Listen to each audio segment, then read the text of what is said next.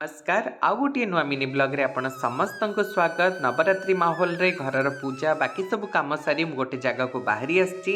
जदि आपण ओडिशार हेतिबे तो जानिथिबे कि एई चैत्र मासरे माँ भक्तर देह को किछि समय पय आसंती आ भक्त को बहुत आशीष देइथांती। तो मु आज आसी सेमति गोटे मंदिर को जोटा मो दिल रो बहुत करीब, कारण एई मंदिर रे जो देवी पूजा पांती तांको पिला बेलु मु बहुत श्रद्धा रे पूजा करे। आ तांको ना होची मंगला माँ। तो ये नामयज्ञ भी होता एवं एठी यही महाशय को माँ लगती किसी समय देहरे आसती। मे भी आपण समस्त को एक शुणी बहुत अजीब लगुव, किंतु एटा हूँ आम परंपरा आउ एठी आमे ए सब को बहुत विश्वास रे मानु। से तो कह जाए विश्वासे मिलई हरि।